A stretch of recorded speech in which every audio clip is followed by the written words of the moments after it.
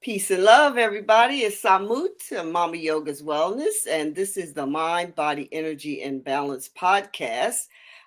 So we are in the building. What's up, Flo? What's going on? Had to fix that video real quick. I think it's better if we spaced it out, right? Yeah, that's better. Well, look, you no spacing out is better. Yep, that's better. Just like that. This is a reality podcasting, everybody. So you gonna get all of the the behind the scenes up front. So yeah. So as I was saying, how you doing, Flo? You good? Yeah, I'm doing good. All right. 22 and a half hours into my 24-hour fast. Mm, So I'm doing pretty good. okay. And Yeah. how's that working out for you? Not bad. I haven't, of course, when it comes down to changes like this, Mm-hmm. exercising or changing your diet, you can't look for immediate results. You have Mm-hmm. they'll come over time. I realize that the older I get, the harder you have to go with, Mm-hmm. especially fitness. Mm-hmm. I can see myself probably not probably, but I was doing the same type of workouts, but the results weren't. They were going backwards, and Mm. believe it or not, and that's just something you have to take knowledge of. You go, man, well, I go to the gym every day, and I still eat the same things, and those could be the problem as you continue to get older. Mm-hmm. Things just seem to take slower to break down, and so I'm just trying something different. This is my third Sunday. This has Mm-hmm. been the easiest Sunday. Mm-hmm. It's get easier and easier, and I guess when it's time to increase the fasting or increase something else, it'll be time. But right now, I'm trying this out, and so you ask me how I feel. I don't know yet. I'm taking in Okay. less calories. That's all I know. Uh-huh. You take it in what? Less calories. For sure. My body is burning fat Mm-hmm. right now Mm-hmm. because there's no food in there. Mm-hmm. There has to be some bit of it's happening. I just don't see it or feel it at the moment. Yeah. Well, that's good though. It's good that you have, the courage and the discipline and the self-awareness to make adjustments and changes in your body. And sure enough, after 35, everything begins to change. We can get a little deeper into that as one of our segments during this particular show because, it is all about we're going to talk about health and wellness and how that fits into one's life. I always like to open the show with celebrating, acknowledging, and lifting up all of the great ancestors upon whose shoulders we stand.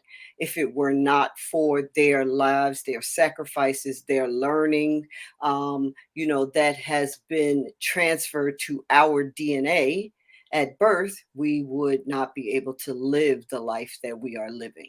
So we give praise and honor to those beneficent ancestors. We give praise and honor to the divine universal energy that we call God, universal life flow, that each person under the sound of our voices be encouraged, be blessed, be nourished, and that we be of service in that capacity. Ashe. So today's show, we might as well let's start. I know you like to do the recap, right? So recap from last week's episode. It was very interesting. Um, we talked about knowing your value, and you have some recap or takeaways from that, Flaw? Yeah, well, last week was about knowing your value. And on of course it was less verbal feedback, but it was kind of I would say it was the most streamed, watched, Mm-hmm. episode today because one thing that we talked about is just staying what we do that's going to make this podcast successful, and that's giving the people the jewels, the vitamins and minerals spiritually, Mm, mentally that they need, and mm, they'll stay, they'll follow, they'll support. It's not about some topics will be about celebrities, just the way it is, mm-hmm. but it goes into what we as a people can do, together. Mm-hmm. Mm-hmm. Sometimes it's going to be about that, but not all the time it's going to be about the Kevin Samuels or anything like that. So Mm-hmm. yeah, so knowing your worth, knowing your value, was definitely, I would say we're on the path, we're on the right path of every week. We just keeps getting better and better, and we are getting in front of more eyes every week, which is the goal. Absolutely. Thank you. Absolutely. Absolutely. So I have a poll. We didn't put a poll up last week. But I do have a poll that when I went back and listened to the episode, I'm going to ask that we put up for this week. And then we'll probably have a poll from this week as well. But we'll work it out so that we get it all in, because that episode last week of knowing your power, standing in your value, how you show up to a certain situation, no matter if it's work or, becoming involved in a group or organization. If you come to that space, standing in a particular perspective that, listen, I am value and I'm valuable, and I'm seeking to share my value with you. And in reciprocation, you share whatever value this connection has for me. So I do think we should get some feedback from our listeners on that, because it's highly important as we talk about mind, body, and energy being in balance. It is all relevant and specific to what is happening in the world. And that's really the only reason to talk about some kind of celebrity, be it Gabby or Kevin Samuels or whoever, is to show the connection or disconnection of a mind body energy imbalance, and to show the various real world examples of those manifestations. So it's all good, people. It's all good. Mm-hmm. So I want to start immediately right off the bat giving honor to Tina Turner. Mm-hmm. That beautiful sister, beautiful sister. Ain't nobody saying that she was perfect, in her humanness. Nobody's saying that. But the presentation, the offering that you mostly connected with was very lovely from Tina Turner. At 83 years old, she made her transition into the next world, the next realm, the heavens, whatever your perspective of that is. And she left an amazing body of work that spanned something like 70 years, 7 decades of life experience and of her talent that she shared with us. So rest in power, Queen Mother Tina Turner. Mm-hmm. One of the takeaways for me in regards to Tina Turner is the fact that she became a Buddhist in 1973. Now let's paint the picture. African American, Nutbush, Tennessee Baptist, singing and hollering and hooting performer, gets exposed to a quote unquote Far Eastern spiritual practice, and it magnifies and indeed changes her life.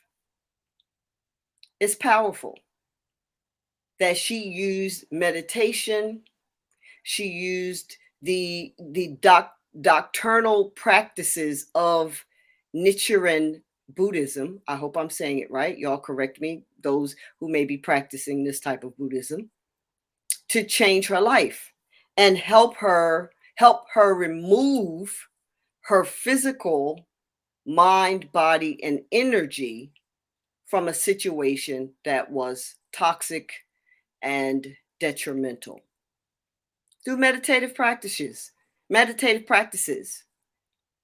So these are examples that we can take away from someone like on a world stage like Tina Turner. She always said in her interviews that she was a Buddhist Baptist, meaning she did not abandon her Baptist life or her Baptist beliefs or the Baptist practices that sustained her. She just incorporated them with her Buddhist practices.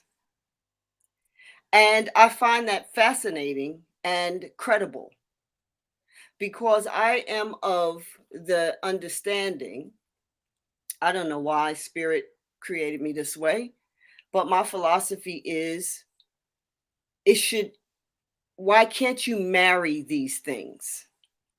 Right? Why can't you have an understanding or see the connection in the various spiritual practices and then use or create what works for you?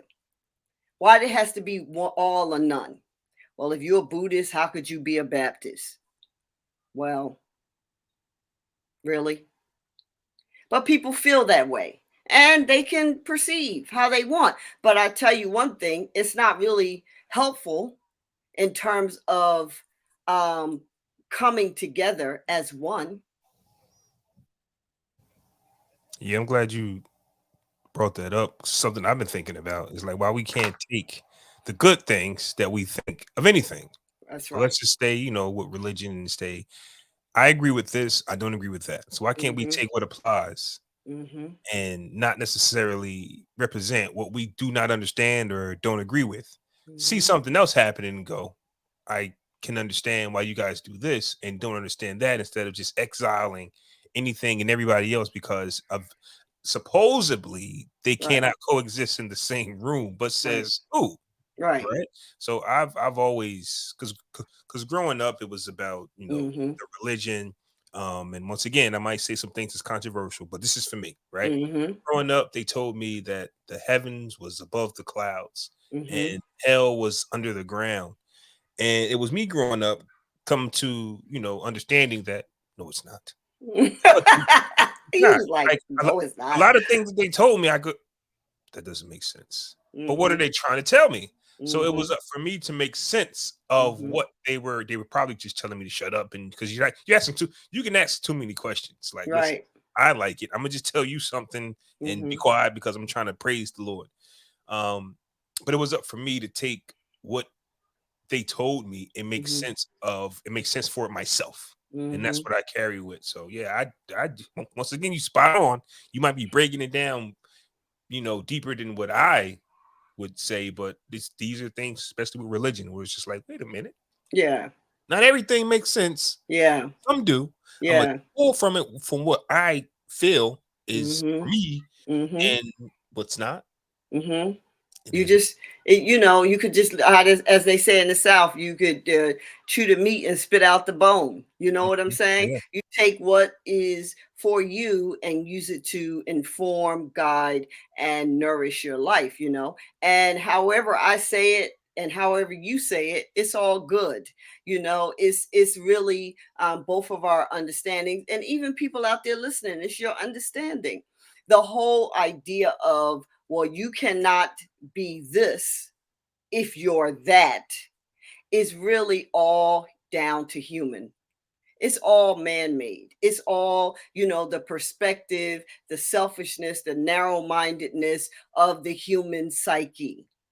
That if you are practicing, if you're using this from this particular spiritual practice, then you can't use that from that particular spiritual practice.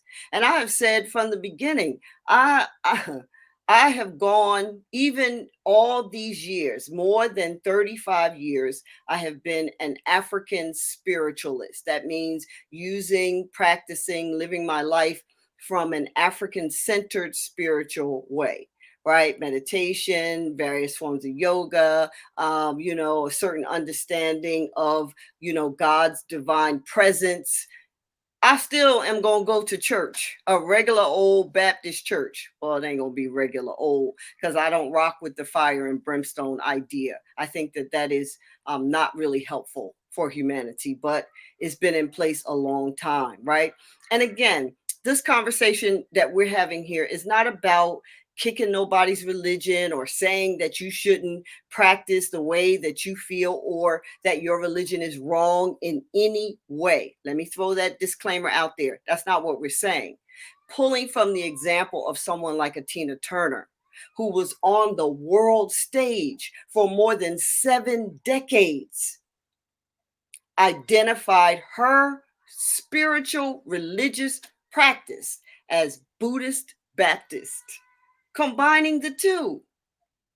Because why, if there are aspects of one thing that you have been taught and that has been your healing salve for your life, why would you throw that away? You hold on to that. And I too am the same way. You know, I meditate, I pour my libations, I have understanding of the various lexicon of African deities and the energies that they bring forth, and my melding and connecting with those energies through meditation and prayer. But I also love, can't even understand, why not to, good old down south, down home church energy, with the music and the revival and the praise and worship. That's African. That is us. So this great woman, Tina Turner, used the Buddhist practice, and she used the chant Namyo Horenge Cure, which really is the Lotus Sutra, which most of the time chants in Eastern spiritual philosophy don't have an intellectual meaning, right? They have a vibratory meaning, right? The language of the universe is vibration. Yeah. So, Namyo Horenge Cure, Namyo Horenge Cure, Namyo Horenge Cure. It opens up your inner peace and vision and helps move obstructions out of your way. It's a clearing chant. And once the obstructions are moved, then it moves you to the next level of what manifestation you need for you. It's an energy, not intellectual. So using that chant since 1973, I don't know how many years is that? 50 years? Yeah, about 50, because I'll be Yeah. 40 and I was born 83. Okay now. All right now That's for the easy for math the for me. birthday. Yeah. All right now. 50 years using that chant, keeping her life, successful, clearing the way, helping her move out of a toxic, abusive, hurtful situation, helping her come to a certain level of peace, helping her, when she's kicked down in the, in her life, where they had everything they had to pay back because the marriage, she left the marriage and everything. They lost a great deal of revenue because of bookings and all that. She could have just balled up in a corner. No. Sister sat down. She prayed. These are her words, not mine. She prayed using her Baptist roots. And then she got on to Nam Yo Horenge Cure, Nam Yo Horenge Cure, Nam Yo Horenge Cure, Nam Yo Horenge Cure.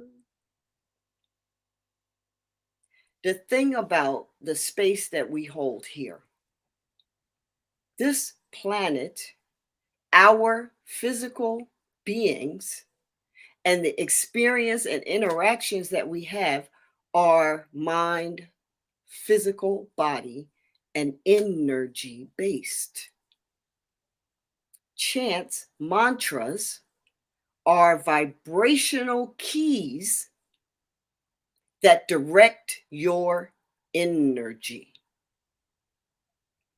So, a mantra is not some specific set of fancy words that you don't even know how to pronounce, like the one the mantra I just chanted. We use mantras every day. If you're saying, I don't have any money, and you say that all the time, that is a mantra. That becomes those words, the vibration of those words become an energy that directs the flow of your life. Nothing good ever happens to me. Nothing good. I tell you, nothing good ever happens to me. That's a mantra. That's a key, a directive that you're giving to the universe, right? The difference between meditation and prayer is a request 9 times out of 10 to a higher source for assistance. Lord, please come help me. Y'all know that prayer, right? Something happened here at my apartment here. And sure enough, me and the country mother in me just comes up. I didn't grow up in the South, but I was raised by Southerners, and it sure enough is a part of my DNA, right? So I'll be like, Lord, Lord, Lord, have mercy. That's a prayer. Is a request to a higher source for assistance. And there's nothing wrong with that. That's beautiful. We are thankful for having that capacity. Meditation is the capacity to reflect on the power that you are endowed with from that higher source, and then directing that power to various manifestations in your life. So one is a petition, the other is directing, reflecting, and directing. The other, meditation, also can be used to calm, stressful, anxiety filled experiences. Again, you are directing your energy flow so that your mind and body can have an easier time or easier access of producing what it is you're seeking to manifest. So we want to move away from the detrimental chants, the obstructive chants, like, man, I'm too fat and I don't know what I'm doing about it. I ain't doing nothing about it. I'm just fat. Ain't nothing I could do about it. My health is bad. I've just got bad health. Ain't nothing I could do about it. Those are mantras that you are uttering, that you seed your spirit with, and that you are giving direction to manifest. We want to move to positive affirmation, if you will. Repeat it, repeat it, repeat it, now becomes a mantra. Yeah. So I Yeah, know you. I agree. I found myself setting myself up. I mean, I'm not going to go into it, Mm-hmm. but I could see where I might have spoke it into existence Mm-hmm. just by saying, "Well, here goes the usual," Right. because you can confuse yourself by saying, "Well, I'm used to certain things happening in this situation," Mm-hmm. and you kind of just spoke it into existence again, Mm-hmm. and you go, "Well, there it is in your mind." Right. Like you didn't, bring it up. You're saying, "Hey, I knew this was coming. Mm-hmm. Possibly it wasn't." Right. And you just sort of, let it flow or Mm-hmm. spoke positively, spot positive about the situation. But when Mm-hmm. you are in a situation and you go, "Well, this looks familiar, and I know what usually happens." Mm-hmm. Possibility that it can, and then you kick yourself and go, "I'm right," when Yep. you didn't have to be. So yeah. Yeah. Well, the other thing too, and what's most fabulous, very fabulous about Eastern spiritual philosophy, I'm putting it in air quotes for y'all in podcast world, Eastern spiritual philosophy, including African cultural spiritual philosophy, is for the most part, you are responsible for the vibration of your life. And situations that keep showing up for you, one, you're on a certain vibrational energy. So that's why that situation keeps coming. And two, in the understanding of African spiritual philosophy, Eastern spiritual philosophy, those situations are there for you to learn how to overcome. You keep attracting the same man. He may not be abusive, but he's not progressive. Or you're a woman, let's stay on that for a minute. You're a woman who wants a relationship and you keep attracting a guy who wants you to be his side chick. Like you've attracted the same kind of situation over and over and over again. There are a couple of dynamics there. Your vibrational flow says that that is where I'm at. I say I want a relationship, but I really can't stand anybody more than a half an hour.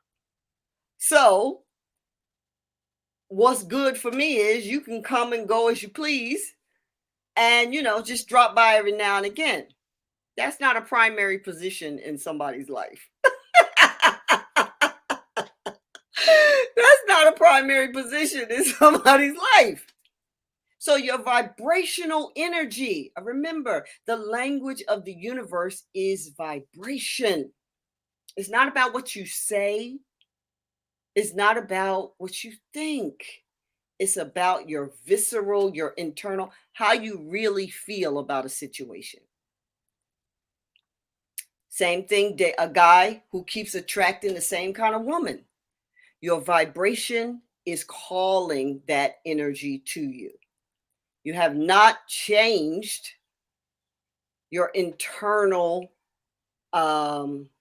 request, your vibrational request. You haven't changed that.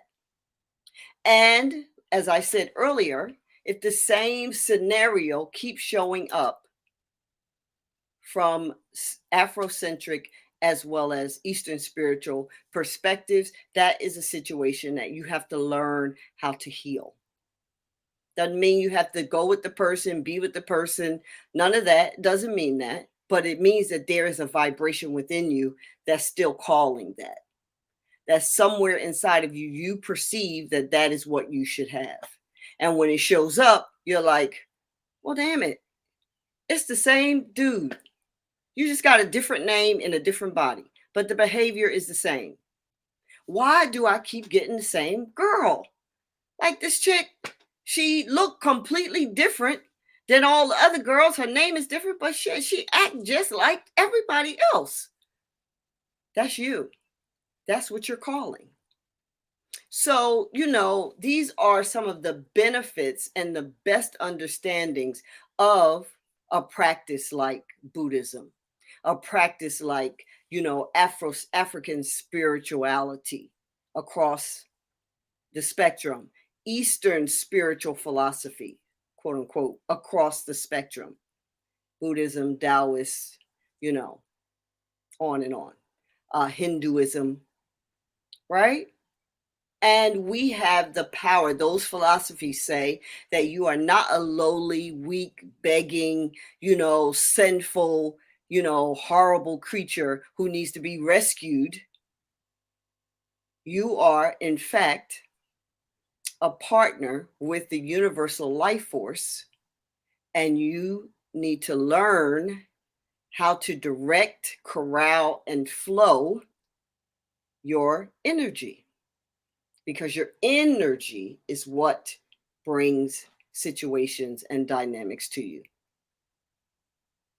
So that's the power of a mantra like Nam Myoho Renge Kyo, Nam Myoho Renge Kyo, Nam Myoho Renge Kyo, Nam Myoho Renge Kyo.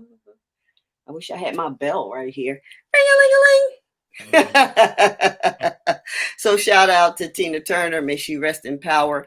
May she rise in peace in the ancestral realm. And may spirit be pleased with the work that she has done here while she was here. For sure. Absolutely. Yep. So, Flaw, earlier you talked about you're about to turn 40. Yes. In like 18 days or 20 days or something like that. Mm-hmm. Right around the corner. And your energy, your body is different.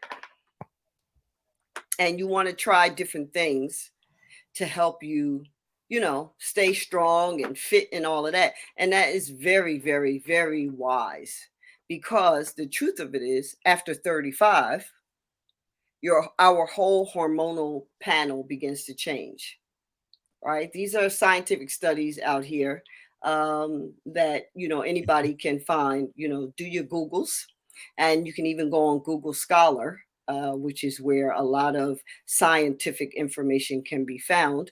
But after 35, our hormonal panel begins to drop rapidly and consistently each year. So by the time you're 40, your testosterone has completely changed. By the time you're 50, and on and on and on. So, what we want to do is, just like you said, Flaw, is begin to adopt a more longevity based lifestyle, right? You don't need to be running marathons, although you can, not you personally, but individuals. Not Um, happening. right. The more wear you put on your physical body in that way, the more breakdown will occur, obviously, right? So, long, steady state cardio is now being, for the last maybe 15 years, professionals have been saying you don't want to do steady state cardio, especially after 35, 40.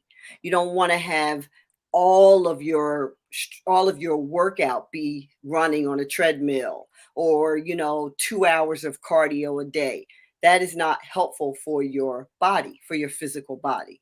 It may be helpful for your mind, because there is great we get a great ROI, return on investment, when it comes to endurance.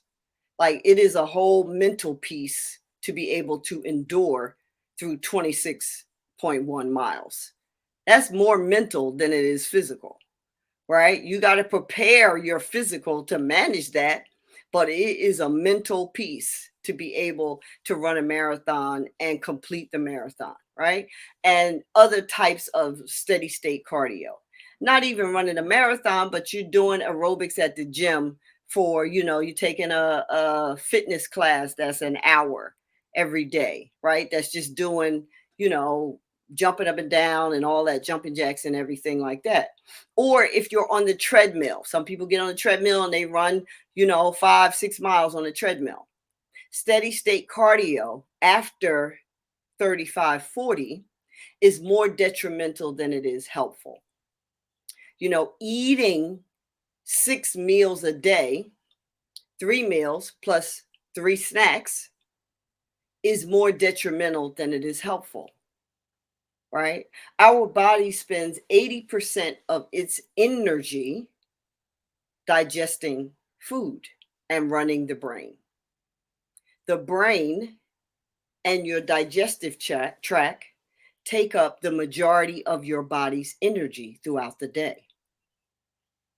So, if you are digesting food all day long because you're eating all day long, what happens is you begin to wear down the digestive tract. And 75 to 80% of our immunity is within our digestive tract. It starts there. Let me tell you something real quick. Real Yeah. quick. Let you get back because you on fire. Yeah. Just about me. Mm-hmm. Um, I gained 20 pounds out of nowhere. Mm. Yeah. I got on the scale. Like my goal was like 225, and I was flirting around at 226, 230. Mm-hmm. And then next thing you know, it's just like, but I didn't change anything. Yeah. But I think what happened was I wasn't doing more. Yeah.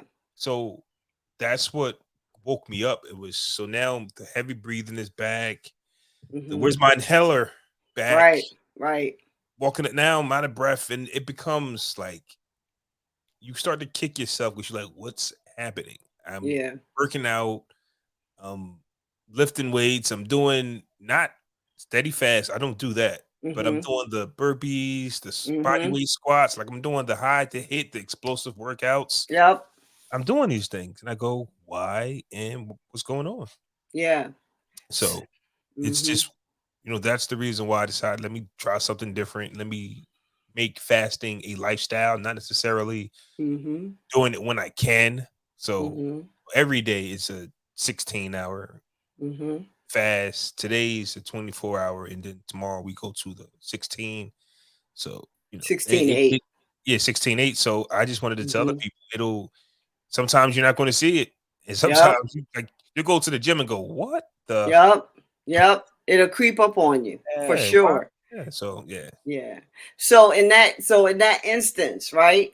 Again, 80% of our immunity is in the gut, right? So if we're eating all day, not saying that that's what you were doing, but just to round out my stream of consciousness there, we're eating all day, then you wear down your digestive system. And the body never gets a chance to clean out or go into autophagy, which is the main reason that you want to fast and you want to eat light more often than not, right? So, in the case where a person says, just like you just said, Flaw, I'm working out, I'm doing HIT, which is excellent exercise, HIT, high intensity interval training. And I'm lifting heavy and all of that, but I put on 20 pounds out of nowhere. So something got by your consciousness. Something got by, right? Either now it's time to change the way you're eating, when you're eating, and or what you're eating. It may be time to adjust even your workout. Oh, I love that pizza. It might be the last thing that go. And be honest with you, I would Yeah. rather be just Well, and your wish is the spirit's command. speaking of it, right? Speaking of it, that'd be the hardest thing. I'm not gonna act like it's easy. Like there's a lot of things I can cut out. Cutting back eating Yeah. 24 hours, Hmm. but to actually just say, hey, maybe I can cut back on the pizza. I can eat a whole pie. That's another conversation. Continue on, Mom Yoga. Yes, yes. Okay, so there it is. You're getting your own session right now. It's probably the gluten in the pizza. Like you're over 40 now, and your digestion probably is not interested in the gluten, the processed flour uh, that is in all of these breads and doughs and everything now, plus all the chemicals in them. So we could eat, honestly, I could eat a whole pizza too, because I love pizza too, especially back in the day. Not so much more now, but I could at one point. Pizza was in trouble around me, honey. It was dangerous territory. But as we get older, again, the digestion says, we can't do nothing with that. And so what it does is it walls off the toxins, which at this time is gluten and all of the other chemicals in the dough of the pizza, and the sugar in the sauce. The sauce has like syrup in it, like high fructose corn syrup in it, and milk itself. The cheese, has lactose, which is milk sugar, which is irritant to most African Americans, are lactose intolerant to some degree. So your digestion is like, okay, we don't have the capacity to digest this pile of shit that he's putting in to us. So we're going to wall it off, and the body walls toxin off in fat and stores it. We'll just make a new ass, or we'll make a new belly. Let's get that belly some fluff up. He don't need that V taper. I like it. I would like it. Speak for yourself, fat storage. Let's store it, wall it off, and sock it away because we can't digest it. And that's what fat is on the body, right? It is stored energy, and it is protective against toxins in the body. So when we get to a certain age, like over 40, 35, 40, 50, 60, we can't we can't eat the way we used to eat. I used to make fun that before I became a vegan and all that, back in my 20s, I'd be partying at the bar. It was mostly the bar when I was coming up. Partying at the bar, leave the bar 2 o'clock, get to the local restaurant, the pizza shop at 3 o'clock, eat a cheesesteak, go home, go to bed, get up for work by 8, and just hit the streets. Huh, let me try that now. Lord have mercy, baby. You see all the flashing lights coming from MamaYoga. First of all, I don't eat the meat like that, but to eat late in the middle of the night like that is bananas. So that's another dynamic in terms of our health, the mind body energy connection over 40, eating past 8 p.m. Your body just can't manage it. I know we think we can, but we can't. It shows you by your sluggishness. It shows you by the fact that you put on weight. It shows you by brain fog. You can't really think as sharp as you used to. It shows you by a lot of different things. And I tell you what else contributes to the degradation or breakdown of the capacity of your gut is alcohol. So I know people say, "Oh, I'm gonna lose weight or whatever." If you drinking wine every night, you're not gonna lose no weight. If you having a martini every day or on the regular, really, you're not gonna lose no weight. If you're drinking coolers or whatever, any kind of alcohol, it's not going to help your body lose weight if that is what you're trying to do. And here's why. Alcohol dissolves the gut bacteria that's responsible for breaking your food down and not calling in the fat stores. So if you drink regularly, you are ruining your gut health. The other thing is drinking often, regularly, destroys your liver. And the liver is the organ within the body that burns up the fat. So the liver can be 80% destroyed and you don't even know it. You won't know it because it is a huge organ. It weighs about 3 pounds and it goes from your right oblique to just about your belly button. It's huge. And it has over 500 functions within the body, including assisting with regulation of your insulin or the sugar, the glucose that's in your bloodstream, and the brain health, you know, and your capacity to get things done and have zest and zeal, and to help the body burn up excess fat. So, alcohol is a no go, at least not even in moderation. It's got to be like once every twice a year or something. Somebody have a baby or you want to celebrate. Uh-oh. Well, Every birthday? did somebody did I throw a rock in a crowd of dogs and somebody holler? Well, I mean, we would think moderation is, twice a month, but you're saying twice a year, huh? Yeah, it's not, especially if a person is going to eat the same way, all this meat, fast foods, very little raw vegetables. If they're going to eat the same way, I'm talking after 40, you don't have the gut health. So you are going to put on weight. A person is going to put on weight, and the organs that help them break that weight down, it being assailed and attacked by the alcohol that a person may be consuming. So we have to keep that in mind.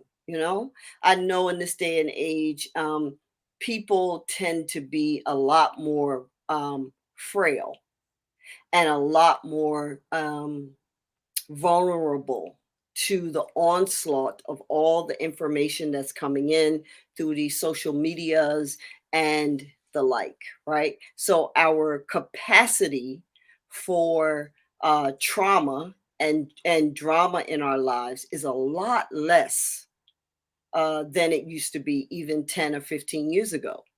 And people use recreational indulgences to kind of relieve the stress of their everyday lives. And alcohol is one of those recreationals that people think, oh, okay, I'm just going to have a beer every day. And then you don't understand why after a while you got a gut, you can't eat nothing, you get sick to your stomach, you're not moving your bowels properly. Bloated, you feel Yep. crazy. Like, what did like, I didn't even eat it. That's another issue, just the bloated. Like, why am I bloated? I didn't do Yep. nothing. And you Yep. just feel you're miserable throughout the day. Bloating makes you miserable throughout Yeah, the it does. And the bloating is connected to, again, it's probably gluten. It's probably some the bread or the dough that you are consuming. You know, that bloating is from the gluten and gluten allergy. Now, 20 years ago, there was no such thing as having a gluten allergy unless you had celiac disease, which is a real disease where your body cannot manage any type of wheat. It cannot process gluten at all, which is primarily in wheat. But because the majority of the foods we are being fed are franken foods, means they are created in a lab, right? They are simulated to appear like real wheat with the bran or wheat germ, is what it's called, in there. That gives it that brown color. When you buy wheat bread, that is molasses poured in the dough. It's not wheat. So our body sees these things as foreign, as like, an invading substance. It sees it as a toxin. And that's why a person gets bloated, they feel sick, they feel sluggish, they feel heavy after they eat. They're like, oh, I can't do nothing. It's your body's trying to say, okay, emergency, all energy to the digestive tract. We have an intruder. And that's how it works. So, over 40, you want to begin to eat as many fresh fruits and vegetables as possible. You want to eat more 90, or I would say not 90. We're going to say 50% fruits and vegetables on the plate, or vegetables on the plate, and then 20% of whole carbohydrates, sweet potatoes, potatoes with the skin, black rice or ancient rice, whole, good, healthy carbohydrates, and then another 25%. Is that 9? That's 95. I'm missing 5% somewhere. Anyway, of protein, right? And you want to have the protein. If you don't have protein, if you don't have carbohydrates, you want to eat, for most meals, you want to eat protein and vegetables. Protein and vegetables and healthy fats. That's the other 10. Protein and vegetables and avocado, tomatoes, onions, olive oil, salt, pepper. Boom. Right? Protein and vegetables. And you want to have your carbohydrates during the beginning of the day, so that by the time the evening comes, those carbohydrates have been burnt up. They have been digested, and they're moving on the way out. But protein and vegetables. As a picky eater, Mm, and I have to say this because there are people out there. Like, I see people who can eat what they have to eat. mm-hmm, As a picky eater, my cheat code is plant-based protein powder, mm-hmm. avocado, because I don't like eating avocados, you know, Like on the plate. on the plate. Avocados, talking about a smoothie now. Mm-hmm. Avocados, bananas, strawberries, and possibly, because avocados is a fat, correct? Yep. So let's say I don't have avocados, I'll take peanut butter, Mm-hmm. things like that. And that's usually my meal Mm-hmm. after a workout. So I'm Mm-hmm. getting everything. Mm-hmm. I do eat a lot of chicken, Yep. lot of protein, a lot of protein. Yep. But in order for me to get that full balance, pie that you just described as far as nutrition, protein, Mm-hmm. fats, carbs, Mm-hmm. veggies, so there's your spinach, there's your kale, Mm-hmm. there's your avocado, there's your bananas, strawberries, and plant-based protein. Mm-hmm. And the goal is to have that as soon as you break your fast Mhm. and have it as the last meal because your body isn't breaking down nothing too crazy. Like, oh, it's Mhm. dinner time, so let me eat this 30-piece chicken meal. Right. Instead of doing that, move whatever it is your biggest digestive meal is in the middle. Right. Give your body time to burn it off. Yep. Instead of 7:50 coming, you go, okay, I got 10 minutes till I start my fast. Let me Right. eat this pizza. No, it's the Mhm. smoothie again Mhm. to give your body the nutrition, and it gets just gives it easier for your body to absorb all that. That's my go. Mhm. It's my cheat code, and Yep. for those listening, if you need a cheat code, smooth for me. Right. Smoothie though. Right. All No, you need that's been proven. That's proven. How you said it is proven. And it's like you said, the digestion does not have to do a whole lot of work, using a smoothie as your meal. I want to suggest their peanut butter. If you use any kind of nut butter, make sure that it is just ground nuts. A lot of these peanut butters and stuff, they have high fructose corn syrup, which is the most addictive way to consume sugar, right? So you don't need your peanut butter to be sweet. You put in bananas, blueberries, and strawberries. There's enough fructose in the smoothie, and you whatever. If you use almond butter, you want to make sure that it's just ground almonds. I personally get those nut butters from Trader Joe's, not Trader Joe's, Costco. Have you heard of wild butter? What's that? It's a plant-based substitute for peanut butter. What is it? It looks like peanut butter, tastes like Uh-huh. peanut butter, but it's plant-based, and it has a lot of omega fats in it. Omega threes. It has a lot of. I haven't had it in a while because you got to. Walmart sells out quick, Hmm. and it's expensive on the Amazon side. Like $16 for like 2 jars. That's kind of wild. So sometimes you might not want to get it, but it's supposed to be that substitute for Oh, vegan because plant-based peanut butter. Like, because people are allergic to peanut butter. Oh, wow, butter. yeah, wild butter. Right. So look that up. Maybe I don't know if that's a good substitute with less of the sugars and sweets, but it's supposed to be. It still has the protein effect, but it's a plant-based peanut butter type substitute. Well, here's my thing. I want to know what's in it because peanuts are plant-based as well. They just happen to be highly allergenic. Like a lot of people have allergies for peanut butter. So I wonder what is in the wow butter. And this is not a disrespect to that company. Everybody do your own research and whatever it is, just make sure it does not have, a whole bunch of seed oils mixed in because the seed oils are linked. We know like sunflower seed, canola oil. Um, what's another one? Any type of hydrogenated oil that is oils pumped with hydrogen. Okay, so the wild butter is soy. It's soy butter.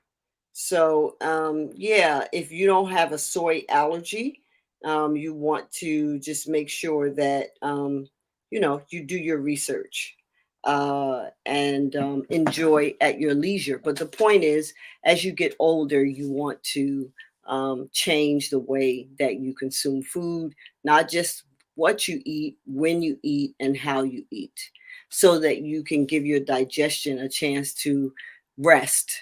And that's what fasting does. It gives your digestion a chance to rest.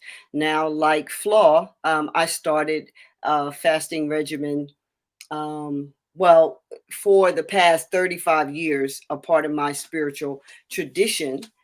We fast every season, 4 times a year, with the equinox and the solstices. So in the wintertime, there's a fast, spring, summer, and fall. With each season, there is a prescription of fasting, right?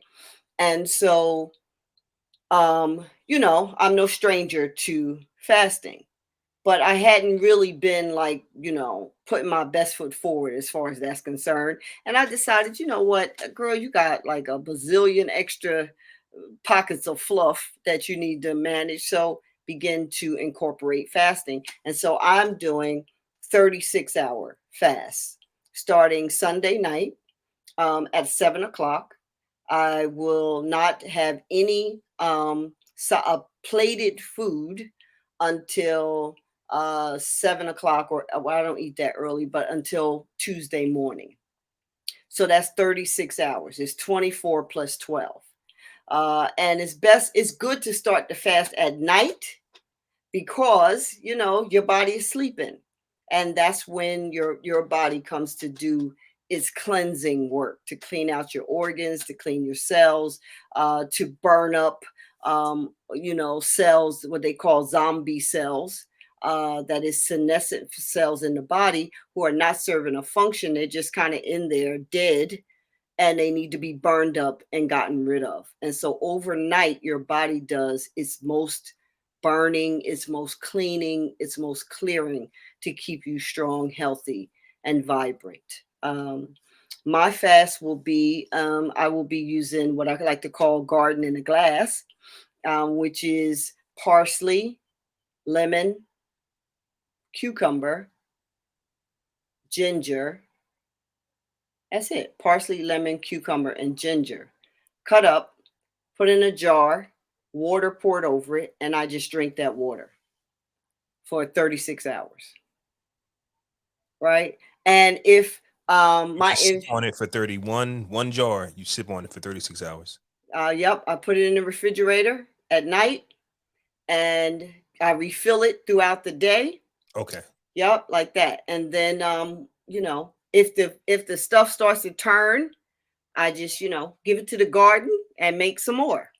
But it usually lasts 36 hours, keeping it in the fridge. Sometimes I'll put garlic cloves in there, depending on who I got to talk to. Or a stick of cinnamon. Cinnamon is excellent for your blood sugar. It's excellent for purifying the blood in the body. And I'm just drinking the water off of it. If I get to where I have a really active, busy day in that 36 hours and it's a lot of energy needed, I'll have some orange slices, which again is healing and cleansing the liver. If it's really bad, I'd take some athletic greens, where I'm just like, oh my goodness, my energy, I just need a little something, but no plated food at all. And you give yourself some grace. You're still not eating. And those drinks digest very quickly, and they help clear out. They give the body something to help do the sweeping with, as opposed to just drinking water, water, water, and you have all these toxins that need to come out. That's when you can have what's known as, a violent cleansing, or you get detox symptoms really strongly because you're not giving the body anything to help move out the toxins that are being released from the stored fat. Right? Remember, we said at the top, the fat stores the toxins. So when your body calls on the fat to be released as fuel, it's going to release those toxins into the bloodstream. And if all you've given it for 12, 24, 36 hours is water without any nutrients or nutrition to help break it down, then you a lot of times get strong detox symptoms. And that's where a lot of the challenges come in. So take care of yourself over 40, y'all. And if I can help in any way, I may do a group fast. Uh, we should look at putting that together, but we'll let you know. Stay locked to the Mama Yoga Wellness page, as well as the my MBE page, to see if we have any group challenges and things coming up. So that is a pretty good podcast for this round. Yeah. I have some more stuff we can cover in the next podcast. But for now, I think we're good. Take care of yourself over 40. You can use meditations, prayers.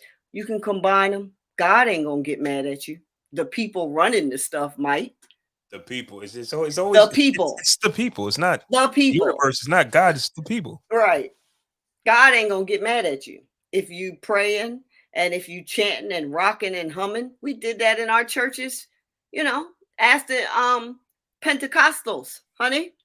It's the same thing. It is the same thing.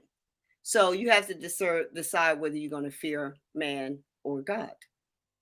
It's up to you. And we love y'all. Thank y'all so much. Look for the poll coming up, not the POLE, but the POLL. We want to ask you, get your opinions, and let us know if you want to do a call in. If you do, we'll give you the call in number, and you can chat with us online live as we produce our podcast. Anything else, Flaw? No, that's it. Excellent episode. Mm-hmm. Um, yep, that's really it. I'm just counting down. I got 30 more minutes till I eat. I'm thinking about going to the gym. I I know rest is important, but I feel Mm-hmm. like I have to do more. I think that the things that I'm doing is really not enough. Right. So I might use like Sunday as for it's like not actually lifting weights, but like Mm-hmm.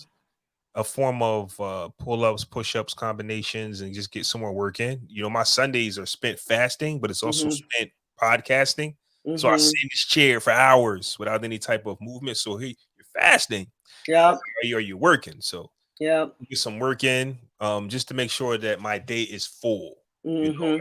like, did I do all I can do on Mm-hmm. this Sunday for me, mentally, physically, spiritually? So I Yep. think I want to increase my workouts to 6 days a week, Mm-hmm. but they're not going to be the same. Like I said, today's going to be a pull up, push up, Yep. burpee type of day, not necessarily grabbing weights and lifting. So Yeah. If you do if you get a rebounder and rebound in between your podcast for like 5 minutes, it's equivalent to a 30-minute workout. what's a rebounder? The trampoline, the Oh, mini trampoline, just jump up and down on it. They are amazing I'm for not ready your for that health and volume. Why not? You 'cause I can't don't want jump to. up and down? Well, it's not that, but I'll be fasting in between podcasts, and I don't want to trigger anything like I'm saving the workout. I'm saving a lot for after the fast. So So, mhm, me being smooth throughout the day, you're not really triggering the hunger pains to hunger. come, at Right. least in my I mind. see. I think the way I'm doing it allows me to Mhm. go through the fasting smoothly. Now, Right. like you said, if I happen to be having a hectic day, I might Mhm. want to grab something and replenish because I'm burning it out. So if you say for Mhm. 5 minutes is a workout, I don't know how that will affect my fast. Don't get me Right, wrong. right, right, right. I'll finish it, but I don't. Yeah. I just think this has been the smoothest so far. Yeah, no, do what works for you. I misunderstood. I thought you were saying that you were going to do some kind of workout because you're sitting in the chair, so you wanted to get some movement in Uh, between, you know. 6 o'clock I should be done because I record another podcast on Sundays. Mhm. So I have two shows I record. Mhm. Recording this one later. So usually I'll be recording that one now. But I'm Right. usually done by 6 o'clock. Mhm. Last week I did a 25-hour fast. I think I was done around like 7. But Yeah. I'm staying active. I'm not physically, but I'm active because I'm doing something. So Mhm. it allows it to go. I could have did 26, 20, 27, depending on what I was doing. Yeah. After that, I want Mhm. to eat. I want to work out. So what I'm going to do at 6 o'clock is drink a smoothie because what I'm not going to do is eat and then Yeah. go to the gym. That's not happening. I'm Right, just like, right, right. I'll drink a smoothie to get something in my system, go to the gym, and then Mhm. possibly have something, and not possibly but have something. Make sure I'm done so I'm able to eat before 8 o'clock, so I can start Mhm. the usual fast, which is 16 hours. Break it at noon Yeah. and do what you can do. So this is the first time I'm going to try to have. I didn't go to the gym the other days, but I Mhm. realized that I also don't want to just have a day of sitting. Okay, you're Yeah. doing one thing great, but the rest of Yeah. the time you're sitting. You can't do that. So either go for a walk. It doesn't have to Yep. be the gym. Absolutely. Go for a walk. That's another thing Absolutely. too. Get So out, and that's what I was going to suggest too. Get out in the air, go for a walk, take it down, have a stress-free, relaxed, walking experience. They say now that sitting is the new smoking. So even if you go to the gym and work out for an hour and a half or whatever, and then go to your office, if you're sitting for 8 hours a day, you still run the same risk of lung cancer and cancer in the body as somebody who smokes.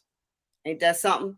That's the studies. So if you sit for longer than 4 hours at a time, 2 hours at a time, the scientific suggestion is that you get up and move your legs, walk around, go get some water, do something, move the body. But being stagnant, sat for more than 2 hours at a time is reversing any good you're doing from exercising. And You that can't win. Oh my goodness. you got to get up. That's why people are at standing desks and everything, because we are not meant to sit. We are nomadic, moving, you know, functional, reaching up, grabbing stuff, bending down, crawling, all of that. That's the human body. We have to move it. We just do. So sitting for 8 hours doing a podcast is a no bueno, my dear. You got to do something. You got to stand up. You got to stretch, do air squats. And if you feel like you need to eat something when you're on a fast doing that, then have some lemon water or have some green powder water that you're drinking. But you got to get up and move around. All right. Well, Till next. definitely was information for me. It was a personal therapy session for me. I hope that you guys listen to this and you take something from it, and because I did. So I'm going to I got 20 minutes to eat, and then I'm gonna go. Because now I'm thinking about, should I just go for a walk? Forget the gym. It just doesn't matter. Either or, Got to do something. got to do something. Have a great day. Peace and love, everybody. We'll see you next time. Peace and love. All right, just get me the title you want to name it.